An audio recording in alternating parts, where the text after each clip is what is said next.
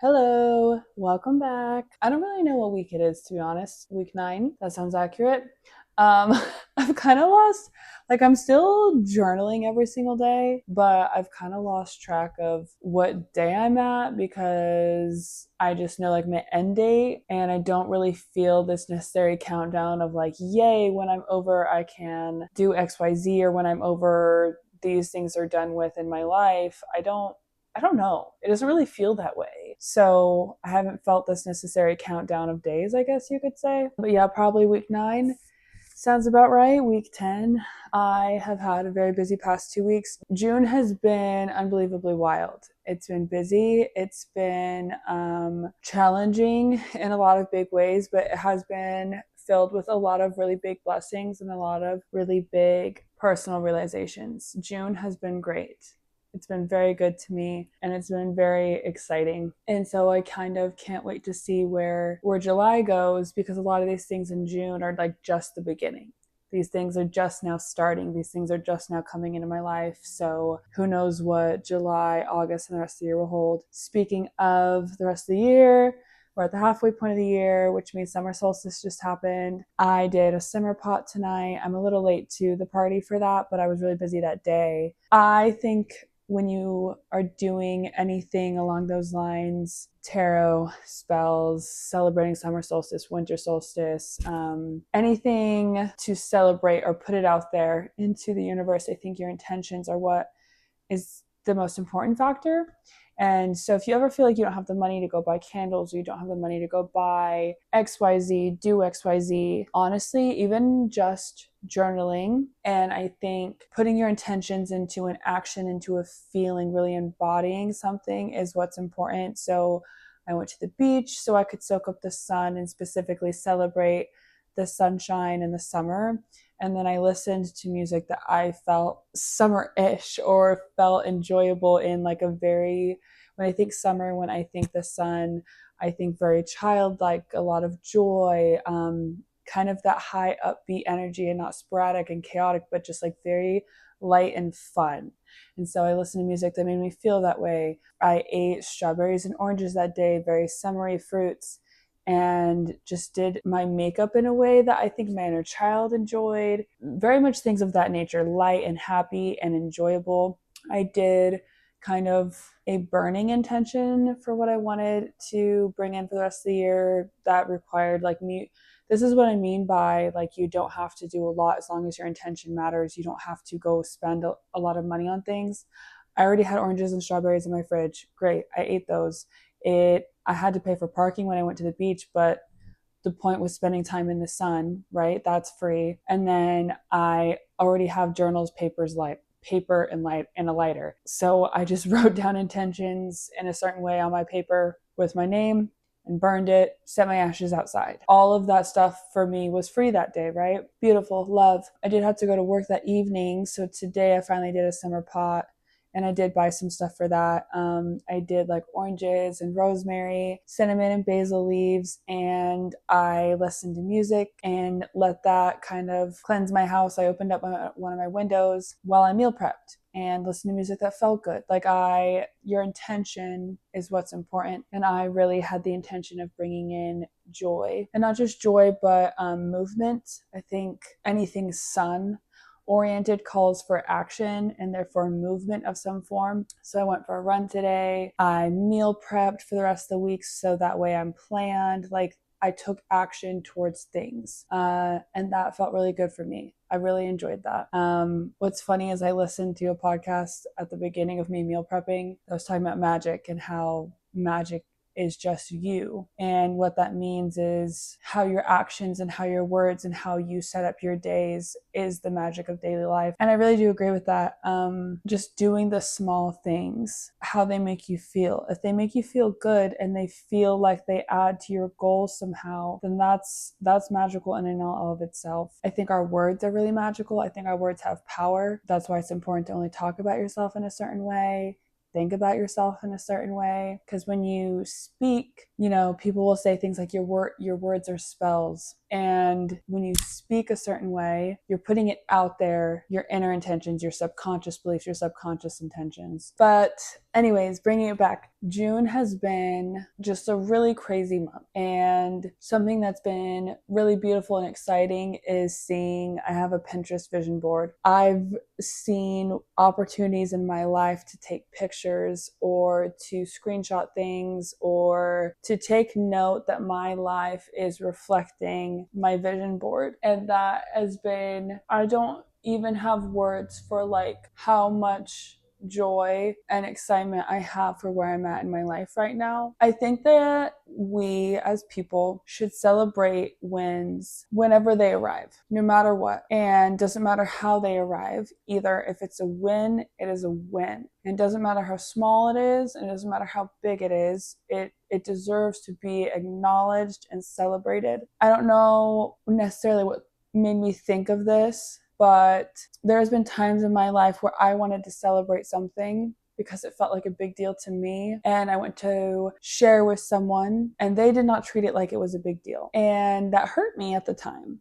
That's happened to me multiple times that I can think of. And actually, maybe it's the fact that I saw a TikTok where someone was talking about this. They were talking about sharing things with their parents and how their parents always kind of downplay the things that they're excited about or their accomplishments. And I noticed myself doing that about really small details, about things that I was originally like speechless with excitement about. I was excited about these things and I found myself being nitpicky about them for some reason because I was imagining what other people would perceive these accomplishments as, or why to them it wouldn't be a big accomplishment, whether that was my age or how these things looked at face value or on paper or what have you. And I very quickly was able to just brush that off just because of where I'm at right now with myself and with my life. And like I said, I was speechless with like joy and excitement about the wins of my life because they're big wins. What adds to them being such big wins is that I followed intuition.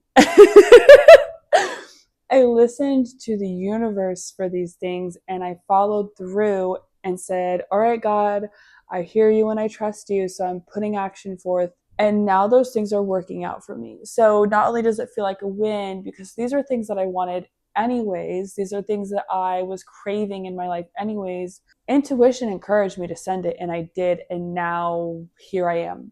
Because I still felt underprepared. I still felt like I wasn't ready. I didn't have the skill set. I didn't have the money. Like there were these wins I felt like I lacked the readiness for. And I still sent all my efforts into making them happen because I felt like God was telling me to.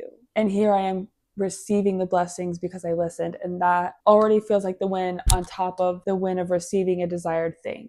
And I'm thinking about this in regards to mental health because, you can think of it as a win in regards to intuition, like, oh my gosh, I followed and the universe answered, or you can perceive it as blessings, like God heard my prayer and he blessed me because he saw me as worthy.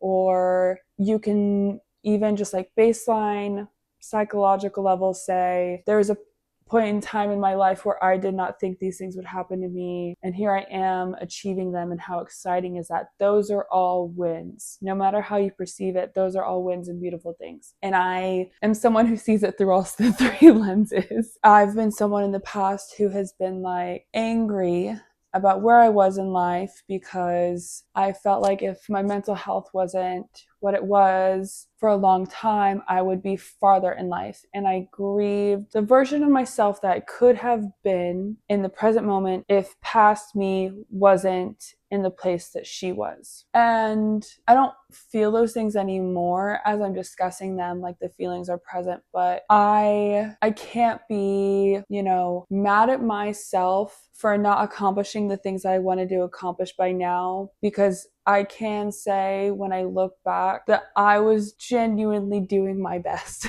Like, you know the saying of like, someone's 100% is not your 100%, or someone's 10% is not your 10%. And even each day might change. Tomorrow's 10% might love like yours, what you can put into that day might not be the same 10% that you can put into the following day. Like every day has a different circumstance, and every person's life has a different circumstance, and every like area, every realm, you know, whether that's just the situations we were born into, or the gifts that we naturally have, or everything in between. Life changes so fast, and it's mostly entirely out of our control how quickly we can receive or have things taken away from us, right? So I look back and I can't be mad at her.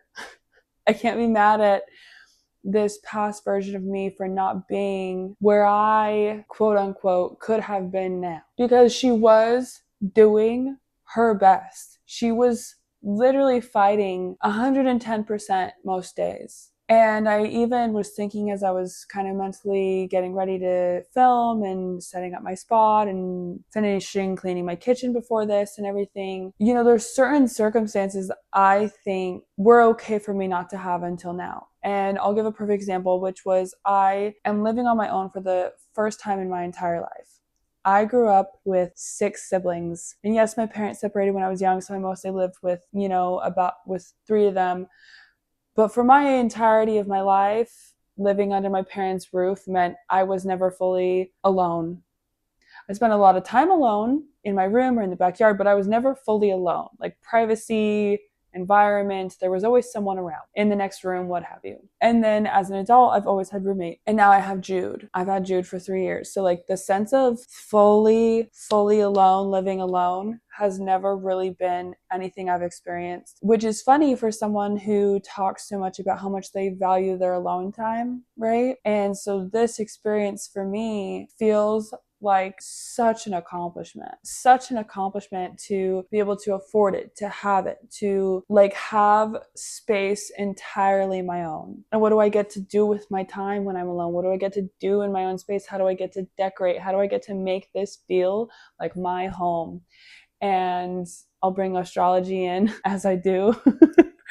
I have a Capricorn 4th house stellium. Having a home that feels like mine, including my moon. My moon's in the 4th house in Capricorn. Having a home that feels entirely mine and having a structure that feels like I created it and I feel safe there is extremely important to me. And if you know me, you know like my bedroom has always been something that I am extremely protective of. And now I get to have a home, an entire home to myself that I can be protective of and make whatever I want. It's beautiful, it's exciting, and I may be doing it for the first time at 29, but like full circle into what I was saying previously, I do not think I was in this mental space to be living alone for a long time, majority of my 20s. I think probably till 27, I was not mentally safe to live alone. I like fully mean that. I'm not saying that to say what was me. I think I'm just being like extremely honest and vulnerable that like there are reasons why it probably in like a full picture reality was not safe for me to live alone. And now I'm able to receive that because I don't know, again, we could go face value and say, I'm mentally stable now.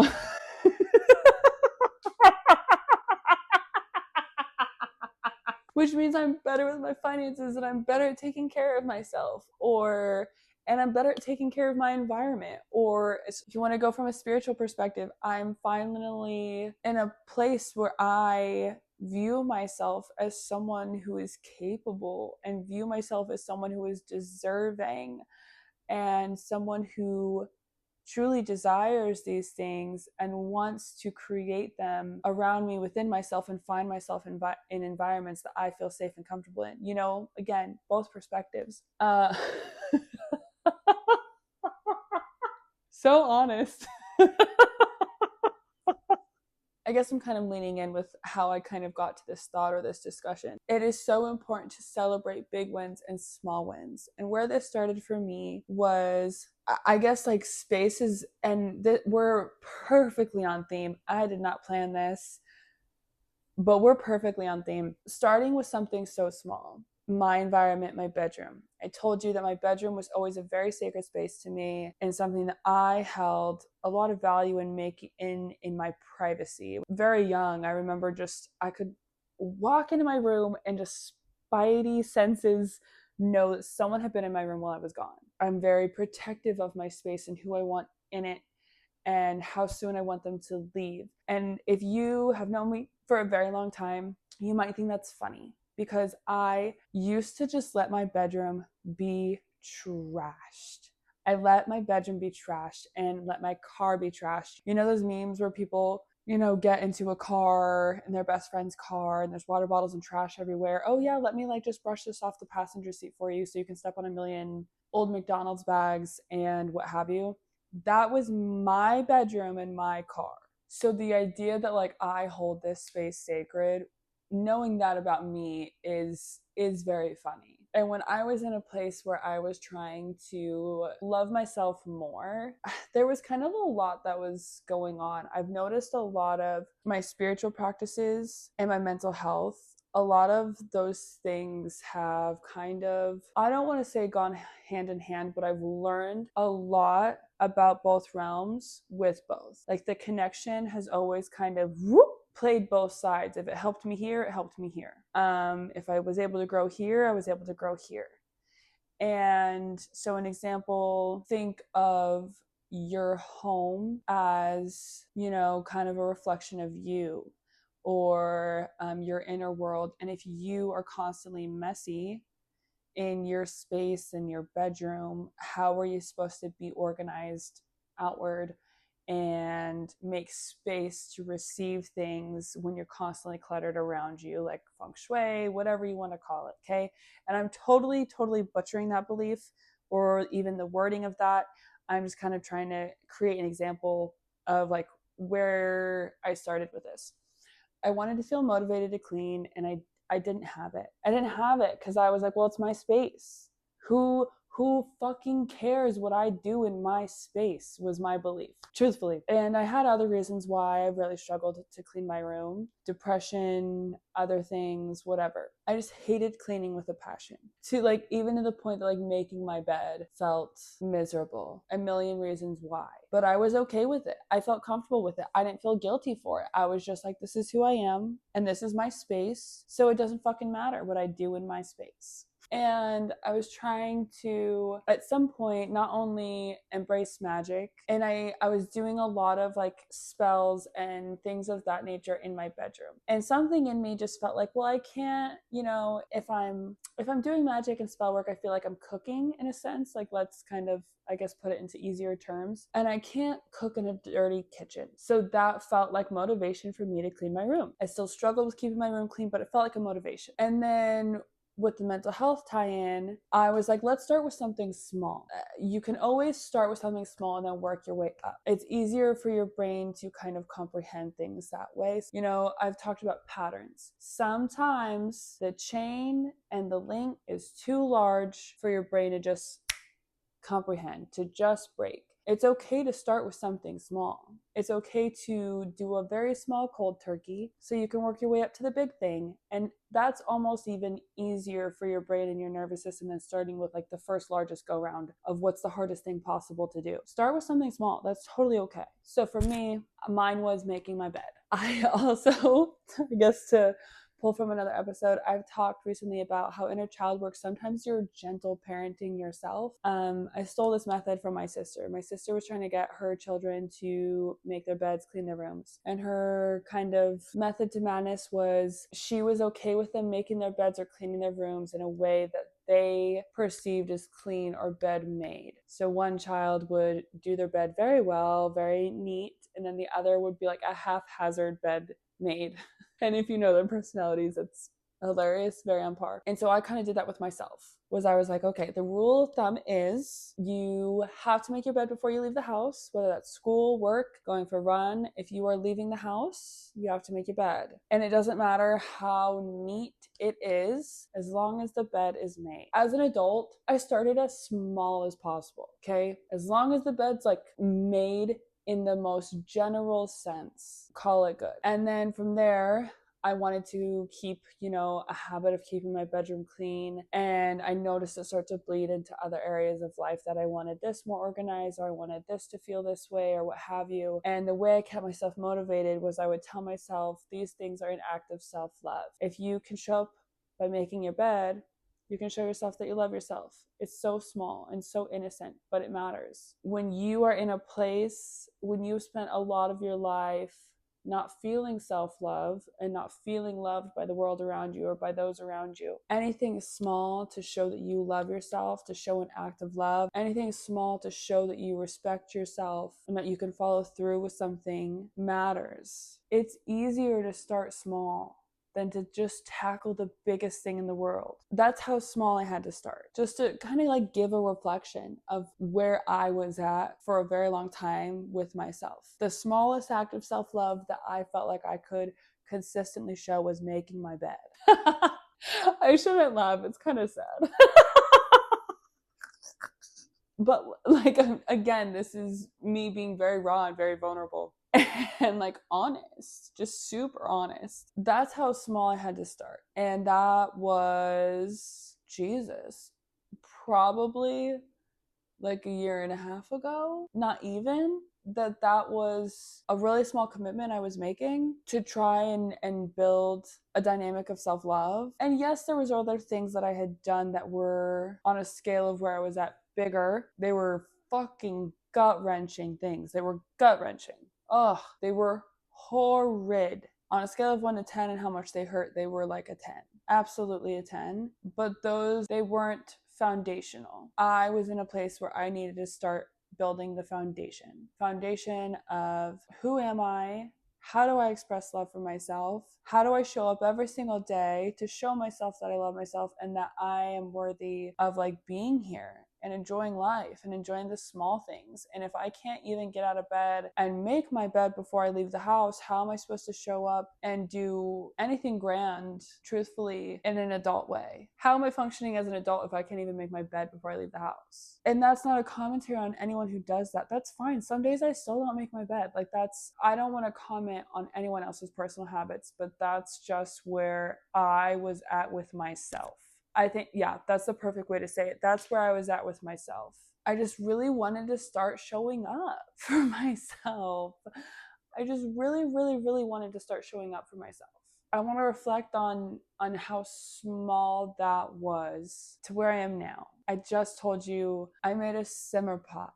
I went to the beach with my dog to celebrate summer solstice. I meal prepped. Today was my only day off this week, and I had several things I wanted to get done. I did those things and then some. I still went for a run with Jude. It was only 2 miles and it was humid, so there was only so far we could run and so fast we could run that would not hurt him. So I had to take that with a grain of salt, right? I wanted to run more and I wanted to run faster, but I had to take care of him and myself physically. We still got the run done. I got to spend time with a friend today. I meal prepped. I'm filming this. There were little things I wanted to get done today, and I did those things and then some. A new promise I'm making myself is that I would like to not have dirty dishes in my sink before I go to bed. They don't all have to be put away, but I don't want any dirty dishes in the sink for when I wake up in the morning. So small, but I'm doing those things. I've already talked about how it's important to show up for yourself in small ways, and maybe this is just a personal reminder. The little things that we do on a daily basis matter, and they add up. And I am in a place where I look forward to kind of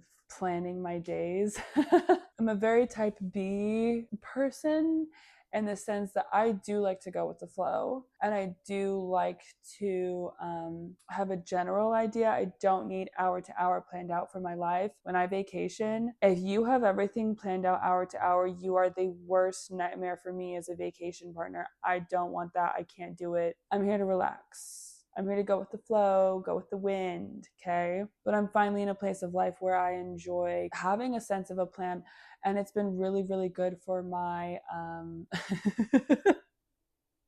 this is maybe just a really mental health focused episode. I don't know if it's maybe for me and I just need to remind myself of these things, or maybe there's someone who needs to hear these things, because again, mental health is something that's very, very important to me. So why not discuss and make it a highlight sometimes? On top of that, June is Men's Mental Health Awareness Month. Hello. And it's Pride, so happy Pride. For complex PTSD, it is encouraged to have plans and to prep and to, have routine, or just have a plan, not down to the hour, like I said. The more that you can limit the amount of decisions that you have to make during the day, the more your brain can relax and calm down. And so for me, having a plan has helped. Having a calendar that I see every day with what I can plan for that month, my bills, gym, routine, that has helped me a lot, because again, then I don't have to think about it. I can just be like, okay, this is what's happening. Meal prepping has helped me a lot.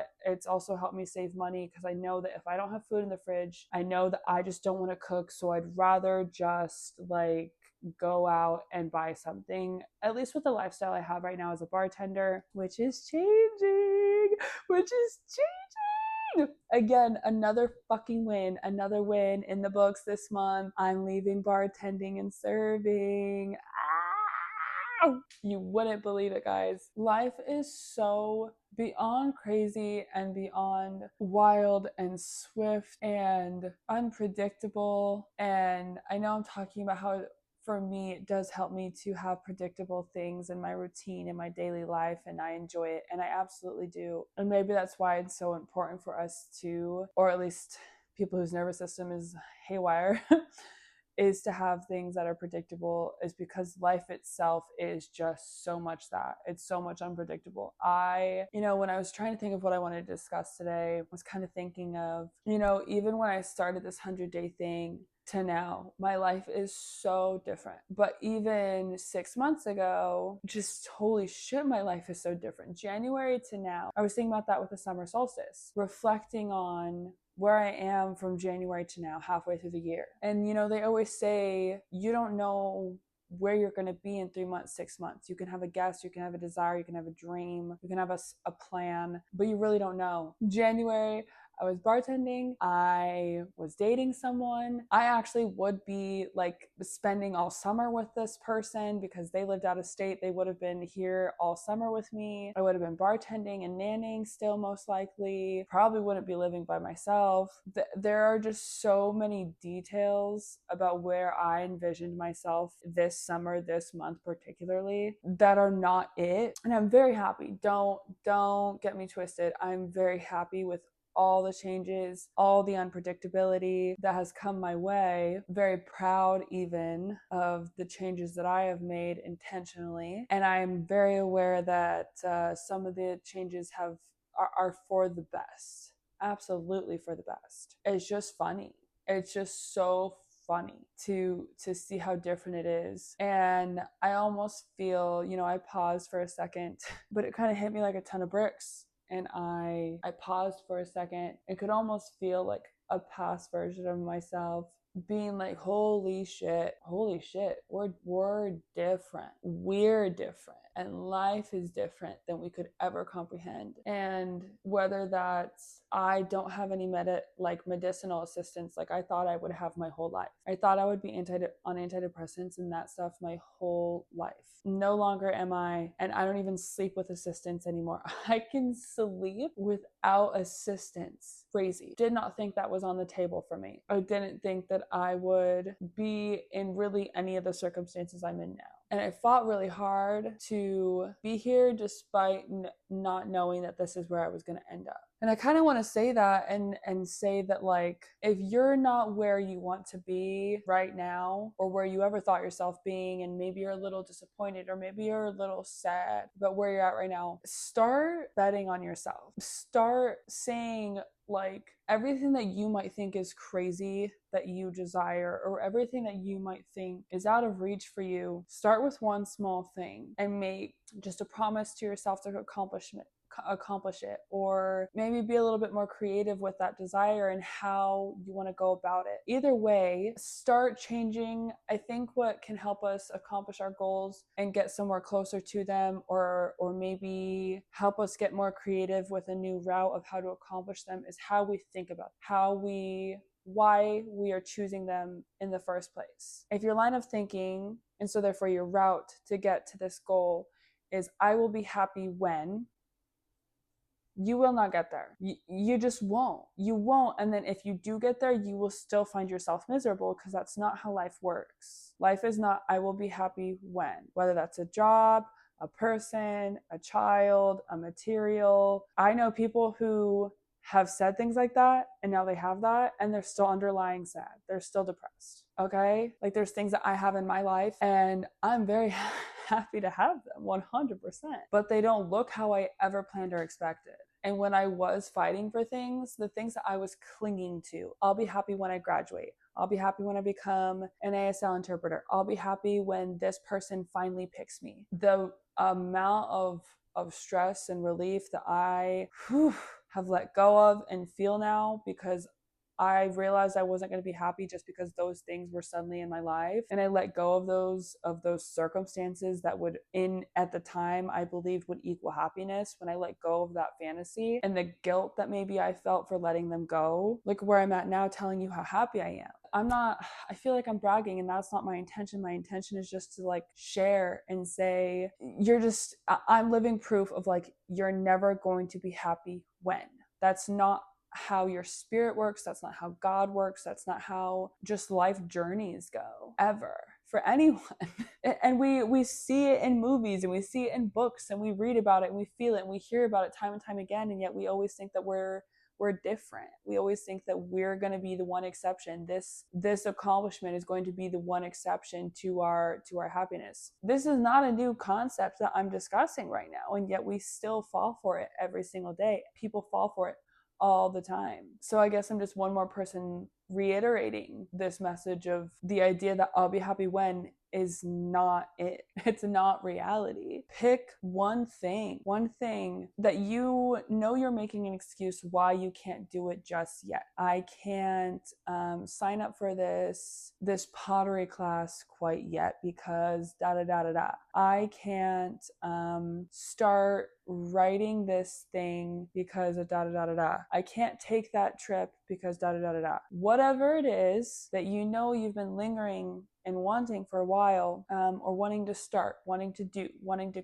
quit, whatever it is, something that's been lingering for a second. Start small, pick one thing, and see where you are next month after committing to the idea, after actually committing to it, actually doing the steps. And if you fall, if you, let's say you're wanting to quit something, you go for a month. Your plan is to have a mental check-in in a month. I'll give an example. I told you guys that I had a cigarette. My goal was to be over for 100, like not have cigarettes for 100 days. And I had a cigarette at one point. I don't consider myself a failure. I've committed to the rest of the time with no cigarettes. I even actually told you guys last week, for the first time, I'm considering being entirely done with cigarettes. That does not mean failure. That does not mean give up. That just means, okay, well, that sucked. Try again and again and again and again until the thing is just permanent, until it is what it is. Start with one thing and see how you feel. And see how you feel when that thing is accomplished, or when you finally quit, or when you've finally done the thing. And if you feel joy, or if you feel excitement, or if there's something in you that burns, I think you should start listening to that feeling and become addicted to that feeling. Become addicted to the peace and the joy and the excitement that arrives when you pick yourself. And if you can find one way to do it now, it'll start bleeding. You'll start seeking it out in other ways in your life. That does not mean you'll start seeking out ways to be selfish, because that's not what has happened to me. I would not perceive myself as a selfish person because I started picking myself and started chasing my own desires and my own joys. I'm maybe a little bit selfish in some ways, but boundaries, because I'm saying they're boundaries. Other people can see them as selfish. That's on them if they want to perceive it that way. Same to you. Let people perceive it as selfish. If picking yourself and having boundaries means other people perceive you as selfish, they want something from you. They like the version of you that is playing small with yourself. You playing small with yourself serves a purpose for them. So stop. A lot easier said than done. But become addicted to picking yourself. Become addicted to the joy and the peace and the excitement and the adrenaline rush of when you finally realize, oh my God, I did it. I committed to this thing that I said I would do. I set this goal and here it is and I did it. The rush of seeing life work out for you and prayers be answered. The rush of prayers being answered is crazy. Like There's been moments where I've just been, I've known that there was things that I prayed for, and then like a month after, or like a couple weeks after the prayer was answered, it's hit me that the prayer was answered. It just wasn't answered how I expected. And even when it's flat in your face and very obvious that a prayer was answered, the subtle excitement of, oh my God, that was an answer to my prayer, is almost more exciting than the big ones. Like full honesty, be so grateful and so excited, and learn to believe that everything's going to work out for you, and operate in a way that says to yourself and says to the universe, like, I believe these things are going to work out for me, or that I deserve these things. I deserve a clean room. I deserve to come home to my bed made so I can sleep in a comfy bed. I deserve to have no dishes in my sink when I wake up, so when I wake up, the first thing I do is relax and not be in instant production mode. I deserve a job that reciprocates my energy and appreciates how hard I work. I deserve a relationship where someone shows up just as much as I show up and feels easy to be around. That when I come home from work, I'm not thinking, oh my God, I'm exhausted, I have to see this person. You're thinking, oh my God, this person is my peace because I create peace for them. Start believing you deserve these things and start operating and walking as if you do. And life will reflect that. Life will start mirroring that back to you and say, yeah, actually you do. So here's how that's going to happen. I firmly believe that. Like I truly do. I've seen my mental health and my life entirely change, entirely flip-flop in like the span of like 2 years, a year and a half. And it's all because I started showing up in my own life with self-love and betting on myself. I was watching Eat, Pray, Love the other day. I love that movie. I was watching Eat, Pray, Love. One of the things she says is like, God is in me and I am God. Not I am this all-seeing, all whatever being. I get to pick and I get to choose and have influence on the things that happen in my life. And if I take action and I trust that these things are going to work out, then they just will. The universe outside of me, as an extension outside of myself, is always rooting for me. It always wants to bless me. It always wants to see me succeed. Operating from that belief and behaving from that belief has absolutely changed my life. With that though, you have to also accept the failures along the way and not perceive them as failures. She even says in the movie, if you are willing to accept some very, very hard truths about yourself, and you are willing to view every person that you meet along the way as a lesson, things will just work out. And that I've been seeing that in my own life. Viewing every person in my life as a mirror. Why am I so irritated with this person? What do I have to learn from the irritation I feel from another person? What do I have to learn from my own reactions to other people and other environments? Seeing every opportunity as a lesson, rather than seeing everything from a place of fear or a place of embarrassment or guilt or shame. That will hold you back so much. Start viewing things from a place of opportunity to learn. An opportunity to learn about yourself, about the world, about God, about anything. Start viewing every person and every opportunity as a new direction, a lesson, a mirror, a new opportunity, whatever it is. Like the same way I kind of said, if you have certain things that you want in your life, start changing maybe your perception of them, and it'll change your route on how to get there and how to accomplish the thing. Same thing with your misdirections. Change your perception of them and why you're perceiving them as coming up in your life. The people, the things, the actions, whatever. Change your perception on why they're here, and then it'll change how you operate and how you feel about them. And then it'll change your reaction. Everything about how you perceive is a game changer. If you can change your perception, you can change the landscape of everything. I remember a while ago, I was having like a really reoccurring, like triggering thought, and it was happening at a very, very inconvenient time. And my therapist told me, like, your thoughts are a dreamscape. You can't convince yourself not to dream about the thing or think about the thing, but you can change your thought oriented with the thing. Like whenever this triggering thing pops up into your brain, do something with it. Don't tell them to leave, because the thought's not going to leave. Do something with it, and then you can start changing how you feel about it. And it's the same thing with our expectations, with our perception. Change how you perceive a win, a loss, a goal, and why it's important to you. Change how you perceive the way people treat you versus how you treat them, everything around you. It can truly be life changing. That's it. That was such a long winded way to get there. But thank you for following my thought process. Celebrate your wins. Start listing in your journal like one thing that's a win throughout the week, just one thing, and you'll start seeing a million wins along the way. And be grateful for when you see them. Be grateful. That is so important to changing your perception of things, is being grateful for the small things and acknowledge the big wins as well. Acknowledge that your big is not someone else's big. Acknowledge that your big now is probably bigger than what it was in the past, and so therefore it's even more worth celebrating. Like you and what your life is, what brings you joy, anything that brings you joy is worth acknowledging, and it's worth being happy about. The way that little kids get so excited about the smallest thing. Look at my new shoes. I can run so fast in my new shoes. There's still a little kid inside of you, in your heart, who is excited. Let them be excited, and you can be excited too. Anything at all. Be excited, be happy, let yourself feel joy, let yourself celebrate, let yourself win, and let yourself feel it. Just feel it. Thank you for being here. I'll be here next week. My work schedule is changing, which means my routine is changing, which means I will probably be more consistent about this. The plan was always to be consistent. I just have blundered a little bit. Thank you for being here. I'm grateful for you.